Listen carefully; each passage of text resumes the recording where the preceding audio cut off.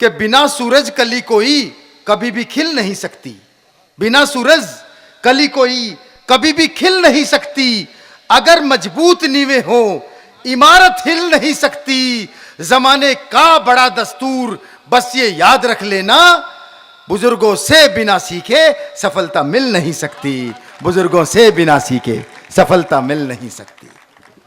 तो इन सब का आप सबका आशीर्वाद हमारे साथ है और हम बात ये पूरे देश में जाते हैं। और मित्रों, बहुत बढ़िया काव्य पाठ किया है, हम क्रम को आगे बढ़ाना चाहते हैं। इतनी बड़ी उपस्थिति जो नारी शक्ति की है, महिला शक्ति की यहाँ है, मैं उसको भी प्रणाम करता हूँ। वरना हम अधिकांश दिल्ली के कार्यक्रमों में देखते हैं कि महिलाओं की उपस्थिति लगभग ना के बराबर होती है, लेकिन मैं आपके समाज को प्रणाम करता हूँ, महिलाओं की उपस्थिति को प्रणाम करता हूँ और एक नारी शक्ति को मैं आह्वान करना चाहता हूँ। मैंने मंजू जी से पूछा, मंजू जी को मैं आमंत्रित करता हूँ, मैंने मंजू जी से पूछा एक मुहावरे का अर्थ बताओ, आम के आम गुठली के दाम वाक्य में प्रयोग करके दिखाओ।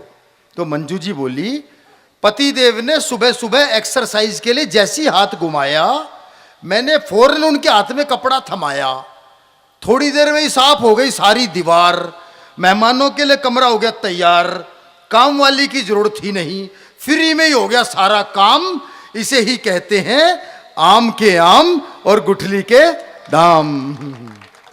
अच्छा, जहां भी जाओ पतियों को एक ही शिकायत रहती है, पत्नी इज्जत नहीं करती, पत्नी इज्जत नहीं करती। मैं उनसे एक ही बात कहता हूं, देखो इन्होंने पिता को छोड़ा तो ससुर मिला, मां को छोड़ा सास मिली, बहन को छोड़ा नंद मिली, भाई को छोड़ा देवर मिला, ऐसा क्या छोड़ा जो पति मिला? कुछ भी नहीं। तो फिर फ्री में मिली हुई चीज की इज्जत कहां से होगी? हाँ, यही है कि नहीं बात? सच्ची बात कही है ना मैंने। अच्छा, एक चीज और, कहीं भी जरा सी नजर पुरुष की, बाजार में जा रहे हो, पत्नी साथ में हो और कोई सुंदर सी नारी दिख जाए और पुरुष की नजर अगर वहां टिक जाए, बस पीछे से ये लगता है अपने अंदर के रावण को मारो, अपने अंदर के रावण को मारो। तो महिलाओं से कभी कोई नहीं कहता तुम भी तो अपने अंदर की ताड़ का, मंत्रा, सुपड़ का, के कहीं इनको मारो, सारा हमारे थोड़ी है। दरअसल क्या है कि पत्नी का और घड़ी का बड़ा गहरा संबंध है, मैंने रिसर्च की उस पर। देखिए, पत्नी 24 घंटे टिक टिक करती है, घड़ी 24 घंटे टिक टिक करती रहती है और पत्नी 24 घंटे चिक चिक करती रहती है। अच्छा, घड़ी की सुइयां घूम फिर के वहीं आ जाती हैं। इसी प्रकार पत्नी को कितना भी समझा लो, वो घूम फिर के वहीं आ जाएगी, अपनी बात ही मनवाएगी।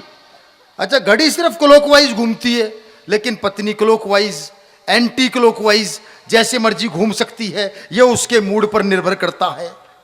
अच्छा, घड़ी में जब 12 बजते हैं तो तीनों सुइयां एक दिखाई देती हैं, लेकिन पत्नी के जब 12 बजते हैं तो एक पत्नी भी 3-3 दिखाई देती है। घड़ी बिगड़ जाए तो रुक जाती है, पत्नी बिगड़ जाए तो शुरू हो जाती है। घड़ी बिगड़ जाए तो मैकेनिक के जाती है, पत्नी बिगड़ जाए तो मैके जाती है। घड़ी को चमकाने के लिए रेडियम का प्रयोग होता है, पत्नी को चमकाने के लिए मेकअप का प्रयोग होता है। अच्छा, घड़ी को तो एक बार चार्ज कर दो, साल भर की छुट्टी, लेकिन पत्नी को तो लगभग हर रोज ही चार्ज करना पड़ता है। भाई, कभी दूध के पैसे देके, कभी सब्जी के पैसे देके, लेकिन जो सबसे बड़ा अंतर है वो ये कि घड़ी को जब आपका दिल चाहे आप बदल सकते हो, लेकिन पत्नी को चाहकर भी बदल नहीं सकते, उल्टा पत्नी के हिसाब से आपको खुद को बदलना पड़ता है। तो 4 पंक्तियां पढ़ता हूं कि नारी जब जब सीता बन के वन में जाएगी, नारी जब जब सीता बन के वन में जाएगी, स्वाभिमान से देश की गर्दन तन ही जाएगी, अंतरिक्ष को चूम चुके हैं कदम सुनीता के, और प्रतिभा जिसमें हो राष्ट्रपति बन ही जाएगी, प्रतिभा जिसमें हो राष्ट्रपति बन ही जाएगी। तो आज नारी हर क्षेत्र में आगे है, हर क्षेत्र में आगे, राष्ट्रपति के पद तक भी पहुंच गई। लेकिन एक क्षेत्र ऐसा है जहां कोई महिला काम करती है, हमें आज तक नहीं मिली, और वो क्षेत्र है दमकल विभाग, फायर ब्रिगेड। क्योंकि महिलाओं का काम आग बुझाने का थोड़ी है। भाई, तालियां वालियां बजाइए, आपके बात पहुंचती हो तो।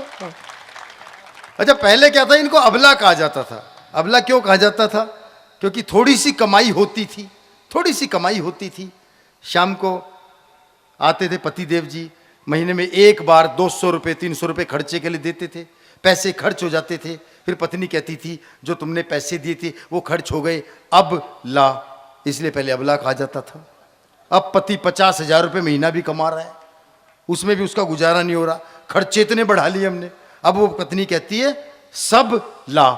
तो ये नारी जो है ये अबला से सबला बन चुकी है। एक बार जोरदार ताली